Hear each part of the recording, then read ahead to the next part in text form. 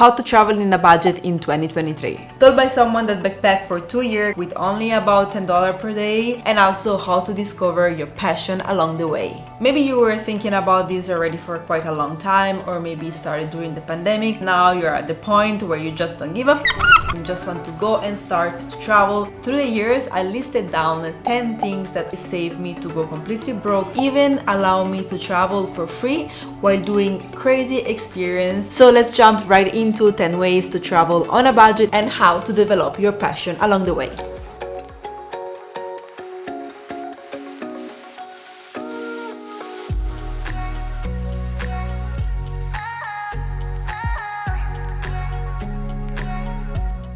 The best way to save money and travel on a budget is to spend less money on two main expenses, which are food and accommodation. And the best way to do it is to volunteer and use the platform Workaway. In Workaway, basically you find volunteers that in exchange of a couple of hours of work per day, you will have food and accommodation covered. Every volunteer has his own, let's say, rules, but you can just check them on the website. I use it in so many places around Asia, from farm work to hostel work to restaurant to build houses, animal care, and it really helps me to shift my perspective of life on helping someone living a better life thanks to my help. Workaway is not sponsoring me, by the way. This is really everything that I want to share with you because it really helps me a lot. And if I'm not wrong, the cost is about $49 per single person per year and $59 if you are a couple or also a couple of friends. Another way to save money is to embrace the slow travel. This means that instead of moving every 1, 2, 3 days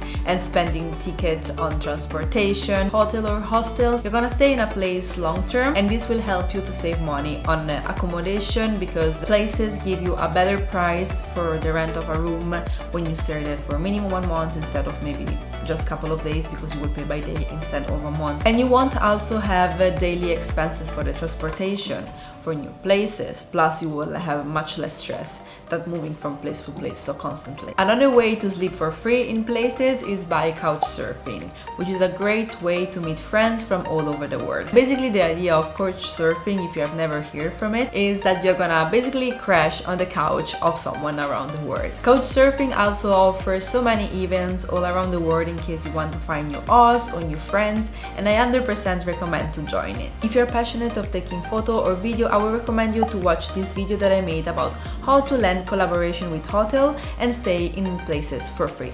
The fourth way to save money while traveling is to sleep in hostel.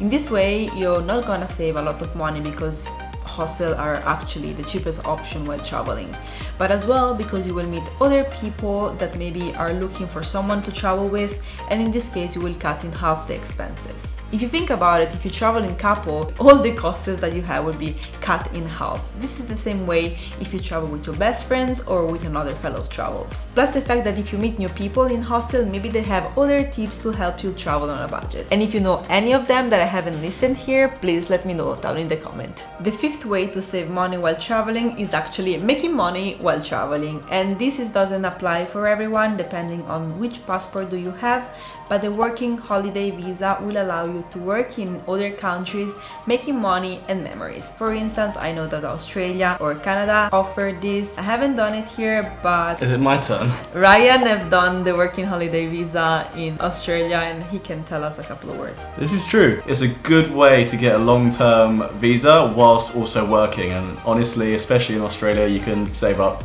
so much money, it's ridiculous. You actually work there, you save money, and with this money you were also able to travel around Southeast Asia, right? Yes, so I was going to do a trip around Australia, but then my car broke, so it was around Southeast Asia instead, and you can save up, like, on the farm, I think I saved up over 10,000 Australian dollars in like 4 months. You can save up so much money. Do you recommend this for broke people? Yes, yeah, definitely. I mean, you have to have some savings to go out there first, because especially if you go to a city, you're not going to land a job immediately. But if you keep looking, within the first few weeks, you'll have a job. Bye! Thanks! The next point is not really about how to save money while traveling, but it could save you a lot, tons of money while traveling. So make sure to be insured. I'm a bad example for this because I traveled for 2 years without insurance, but thankfully nothing has ever happened. But a really close friend of mine got in a very severe accident here in Bali, and thanks he has an insurance because his bill at the end of 3 days in hospital plus a couple of operations was of $90,000. And if you don't have an insurance, those money has to come directly from you. Before coming to Bali, I insure myself with SafetyWing, which cost one dinner per month, and I'm safe not only on travel side but also on health, and it's covered worldwide. If you're gonna travel anytime soon, I will leave the link down below.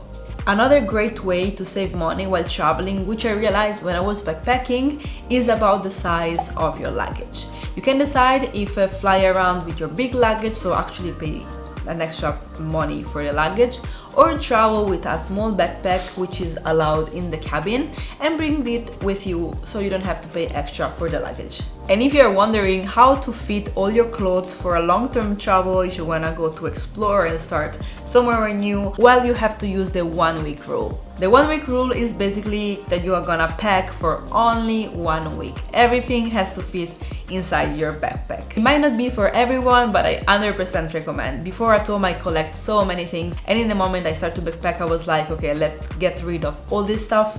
And when I start to embrace this rule, I found myself much more calm and completely not anxious because I don't have to actually think about taking care of random stuff that I have, but only travel with what I actually need. Embrace the 1 week rule, travel with your backpack and save money on the flight. The 8th way to travel on a budget is to join Facebook groups. Check common questions, ask other travelers how they are doing it, and got inspired by people that are sharing their own journey. You will be surprised how many people decide to give themselves a chance to do better in this life and they start to travel. The 9th way to travel on a budget is, of course, to make a budget plan. So make sure to understand how much money you have and how long you want to travel. Also remember that every place have a different type of cost. If you want to travel to Europe, remember that Europe is more expensive than Southeast Asia. But it's also true that even though maybe you have a small amount of savings, you can still go to Europe and decide to do some volunteer work, which will help you save a lot of money. All depends how you will implement all these tips that I'm giving to you,